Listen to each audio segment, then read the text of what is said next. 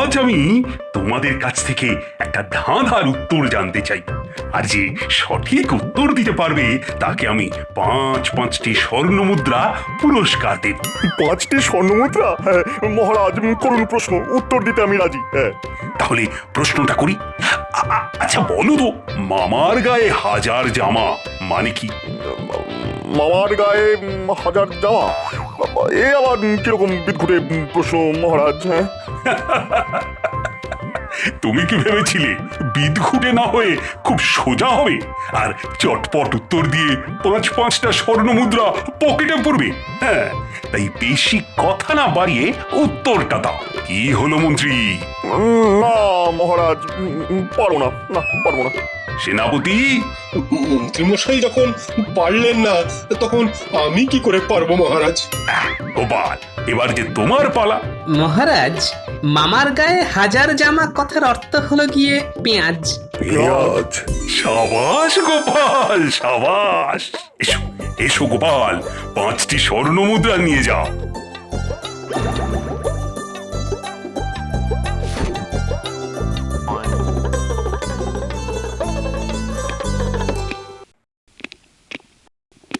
আরে দুচে, কি খবর? আজ খুব ভালো খবর নিয়ে এসেছি মহারাজ। কিরকম? আগামী পরশু নবাব বাহাদুরের বিয়ের দিন। ওই দিন তিনি এই রাজসভার প্রত্যেক সদস্যকে নিমন্ত্রণ জানিয়েছেন, বিশেষ করে আপনাকে আর গোপালকে। নবাব বাহাদুরের একান্ত ইচ্ছে আপনারা দুজনেই যেন সস্ত্রীক সেখানে উপস্থিত থাকেন। যাবো, অবশ্যই যাবো। তাহলে আমি চলি মহারাজ। কি গোপাল, বউকে নিয়ে যাবে তো? আসলে মহারাজ, আমার গিন্নি একটু ঘরকুলো, কিন্তু রানীমা সঙ্গে গেলে সে হয়তো যেতে আপত্তি করবে না।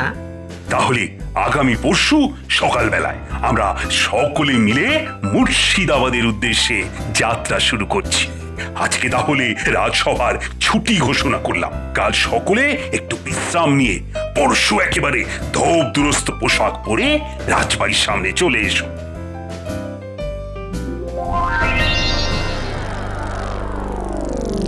না, একেবারে সহ্য করা যায় না। যায় নাই তো। মন্ত্রীমশাই আপনি দেখুন, নবাব বাহাদুর তার বিবাহ বার্ষিকীতে মহারাজকে সস্ত্রীক নিমন্ত্রণ করেছেন, ঠিক আছে? তাই বলে সস্ত্রীক গোপাল? হ্যাঁ, এতে আমাদের অপমান হলো না? হ্যাঁ, ঠিকই তো। গোপাল কে এমন কেউকেটা যে ও সস্ত্রীক নিমন্ত্রণ রক্ষা করতে যাবে? বেটা পেট মোটা হুন্দ। তুমিও মিলিয়ে নিও সেনাপতি। সেখানে গিয়েও ওই গোপাল মহারাজ আর নবাব বাহাদুরের কাছ থেকে তোল্লাই খাবে। আমার তো ইচ্ছে করছে যে নিমন্ত্রণ রক্ষা করতে যাব না, কিন্তু না গেলে মহারাজ আবার যদি রেগে যান। মন্ত্রী মশাই, আপনি ভেবে চিনতে এমন একটা উপায় বের করুন যাতে ওই নাপতে বেটা কোনো মতেই মুর্শিদাবাদে যেতে না পারে। ভাবছি। না মন্ত্রীমশাই, ওই শুধু ভাবছি বললে চলবে না, এক্ষুনি কিছু একটা ভাবুন। পেয়েছি মোক্ষম এক উপায়। কাল সকালেই গোপাল পা ভেঙে পড়ে থাকবে। রাজবৈদ্য যত চেষ্টাই করুক না কেন, একদিনের মধ্যে গোপালকে কিছুতেই সুস্থ করে তুলতে পারবে না। গোপাল পা ভেঙে ঘরে শুয়ে থাকবে, আর আমরা ড্যাংড্যাঙিয়ে চলে যাব নবাবের ভোজ খেতে। তা উপায়টা কি সেটা বলুন।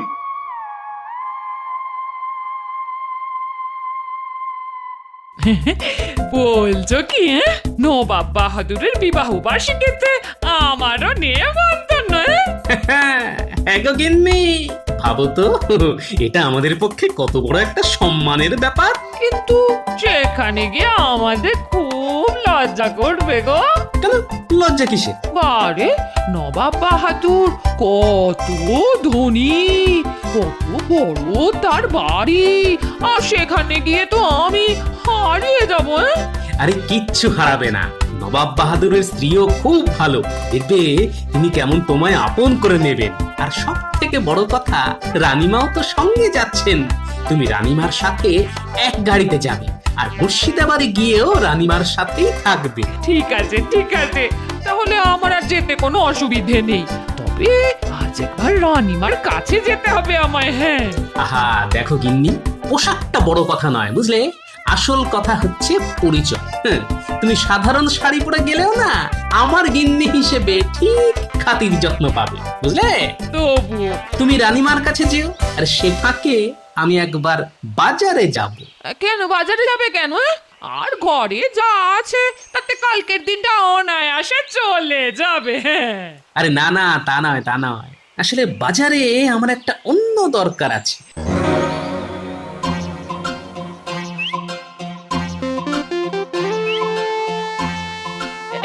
এই ভেতরে আসবো রানীমা?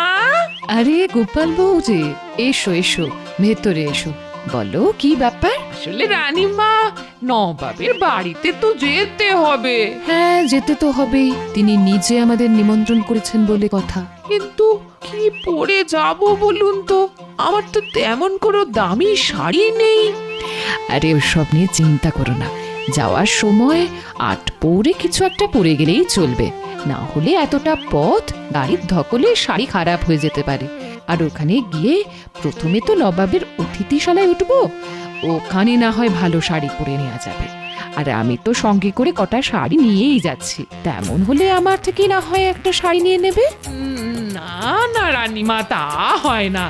আপনার কাছ থেকে শাড়ি নিয়ে পড়েছি শুনলে ও আবার খুব রাগারাগি করবে। হ্যাঁ এটা তুমি ঠিক বলেছো গোপালপু, গোপালের আবার যেরকম টনটনে আত্মমর্যাদা।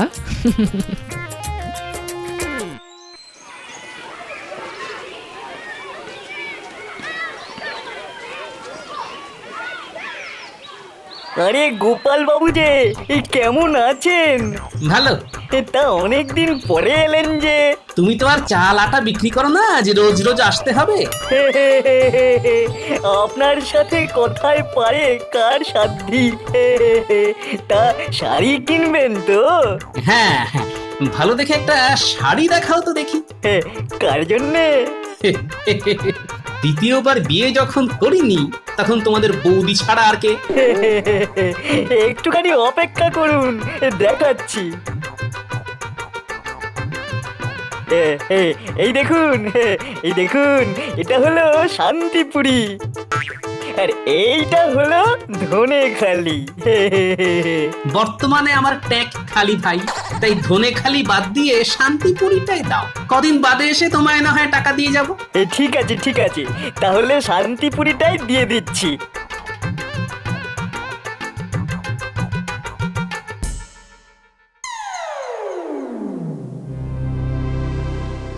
খাও খাও, সকলে পেট পুরে কলা খাও, আর কলার খোসাগুলো এই থলিতে ভরে রেখে দাও। আজ রাতে এই কলার খোসা দিয়ে হবে গোপালের বন্দোবস্ত। কিন্তু এত কলা খেলে রাতে যে আর কিছুই খেতে পারবো না। তেমন হলে রাতে কিছু খেও না, তবে কলা কিন্তু খেয়ে যেতেই হবে। যত কলা খাবে ততই গোপালকে চিৎপাত করে ফেলাটা যাবে। খাও খাও, কলা খাও, কলা খাও।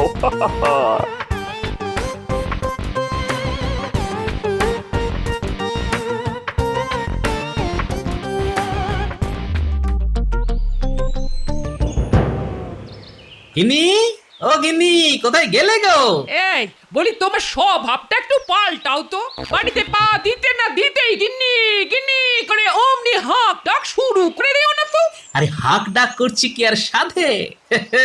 দেখো তোমার জন্য কি এনেছি, নাও খুলে দেখো।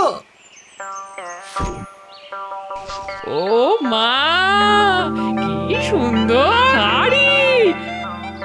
হ্যাঁ, এই কার জন্য এনেছো গো? ওই যে কদিন বাদে তো আমি বিয়ে করছি, তাই শাড়িটা আমার সেই নতুন বউয়ের জন্য এনেছি। মিথ্যে কথা বলো না তো, আমি জানি এই শাড়ি তুমি আমার জন্য এনেছো। হ্যাঁ, তা সবই যখন জানো তাহলে আর ঢং করে জিজ্ঞেস করছো কেন যে কার জন্য এনেছি?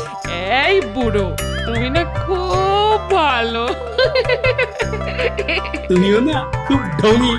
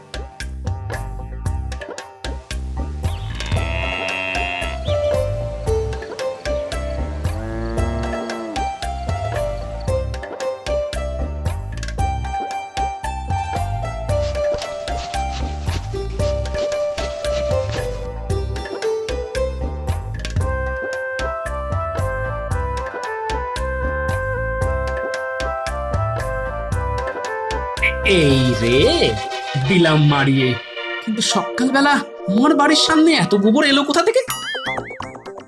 আরে এই ভোলা, ভোরবেলা গরু চড়াতে বেরিয়েছো ভালো কথা, কিন্তু তোমার গরু আমার বাড়ির দোরগোড়ায় এত গোবর ছড়িয়ে গেল কেন? তুমি বাপু ওই দোরগড়ায় এত কলার খোসা ছড়িয়ে রেখেছো কেন? হ্যাঁ, আমার গরুগুলো তো দেখতে পেয়ে খেতে শুরু করে দিল। এদিক দিয়ে খাচ্ছে আর ওদিক দিয়ে গোবর বের করে দিচ্ছে। এতে আমার দোষটা কোথায় বলো? আমি তো আর ওদের ওই গোবর দিতে বলিনি। হ্যাঁ, কিন্তু আমার বাড়ির সামনে কলার খোসা ছড়িয়ে রেখে গেল কে? আরে গোপাল তো দিব্যি হেঁটে চলে বেড়াচ্ছে, তাহলে কি ও ওই কলার খোসায় পা হড়কে পড়েনি? যাই, মন্ত্রীমশাইকে খবরটা দিয়ে আসি।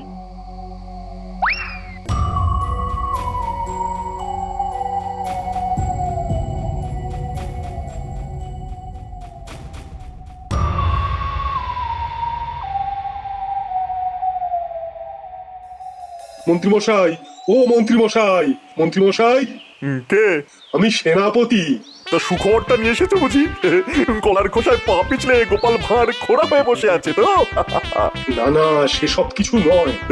কিছু নয় মানে? আরে বাবা, গোপাল তো দিব্যি হেঁটে হেঁটে দাঁতন করছে। নিজের চোখে দেখেছো? আগে আমার নিজের চোখে, আর এই মাত্র। আর সব থেকে আশ্চর্যের কথা, গোপালের বাড়ির সামনে একটাও কলার খোসা নেই। সর্বনাশ! খরচা করে কলা কিনে সারা রাত জেগে কলার খোসা ছড়িয়েও কোনো কাজের কাজ হলো না। হ্যাঁ, কি করে হবে? আজ খুব ভোরে উঠে ওর জন্মছক দেখলাম। কি বলবো, আগামী 2 বছর ওর তো কোনো বিপদই নেই। দেখেছো দেখেছো টেকোটার কেমন চওড়া কপাল? কোথায় ঠ্যাং ভেঙে বিছানায় পড়ে থাকবে তা না, কাল ট্যাং টেঙিয়ে আমাদের সঙ্গে ভোজ খেতে যাবে। দূর তো দূর, ভালো লাগে না।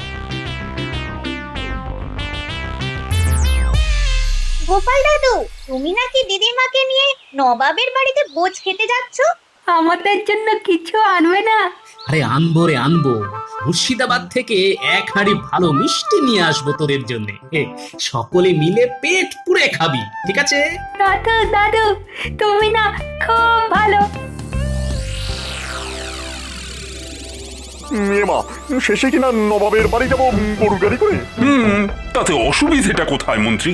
না মানে আমাদের তো একটা মান সম্মান আছে নাকি? দেখো, গরুর গাড়ি করে নিমন্ত্রণ রক্ষা করতে গেলে যে সম্মানের হানি হয় সেটা তো আমার জানা ছিল না মন্ত্রী। আসলে আমি তো আমার রথে চড়ে তোমাদের রানীমাকে নিয়ে অনায়াসেই যেতে পারতাম, কিন্তু ভেবে দেখলাম সেটা খুব একটা ভালো দেখায় না। কিন্তু তাই বলে গরুর গাড়ি? আচ্ছা, আপনি তো 2-4টে রথ ভাড়া করতে পারতেন। হ্যাঁ পারতাম, কিন্তু আমি মনে করি ভাড়া করা রথে চড়ে যাওয়ার থেকে নিচের গরুর গাড়ি অনেক অনেক ভালো। আর তার উপর এত সুন্দর আবহাওয়া, মাথার উপর মিষ্টি রোদ, ফুরফুরে হাওয়া। নাও নাও নাও, আর কথা না বাড়িয়ে সকলে গরুর গাড়িতে ওঠো।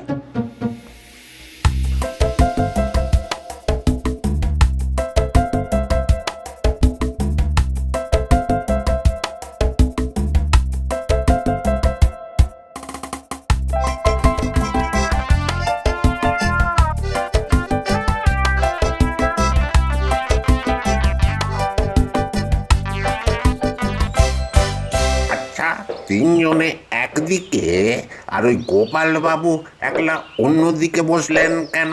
কেন রে বেটা, এইভাবে বসলে তোর কি কোনো অসুবিধা আছে নাকি?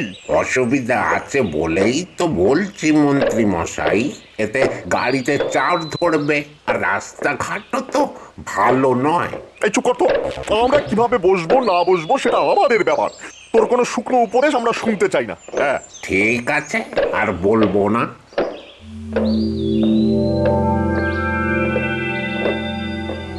এবার গোপালকে একটু নাস্তা নাবুদ করতে হবে। হ্যাঁ, এ কি মন্ত্রীমশাই, নাকে চাপা দিলেন কেন?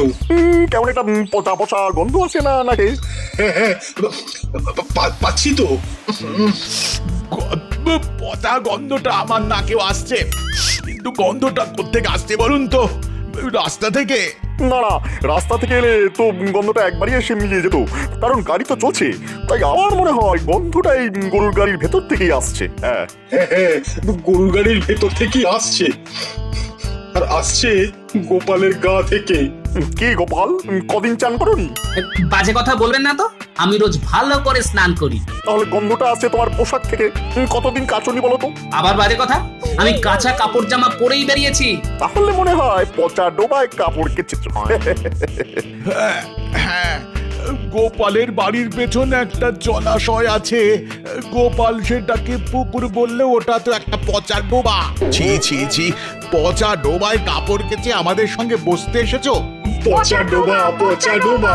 আচ্ছা, আপনারা কি থামবেন নাকি আমি গাড়ি থেকে নেমে যাব? সেটা তোমার ইচ্ছে। এই গাড়োয়ান, গাড়ি থামাও তো। খুব তো তেজ দেখিয়ে নেমে গেলে, এবার কোন গাড়িতে গিয়ে উঠবে গোপাল?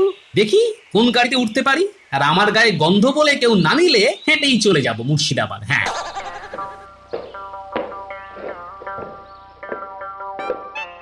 টেকোটাকে আজ খুব হেনস্থা করা গেছে।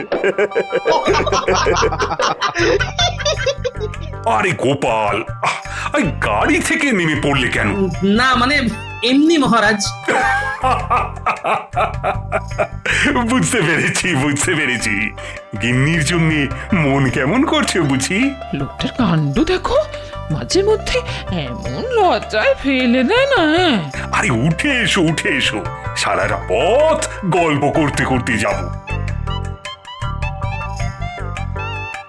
গোপালের মুখটা একবার লক্ষ্য করেছিলেন মন্ত্রী মশাই?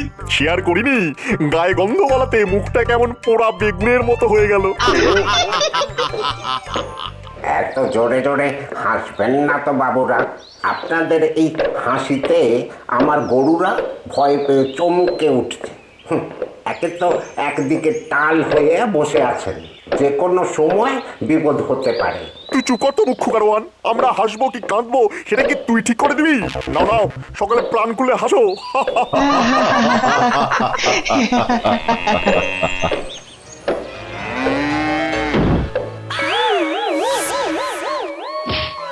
যা, মন্ত্রী মশাই তো গাড়ি থেকে ছিটকে গেলেন। কিন্তু গেল কোথায়?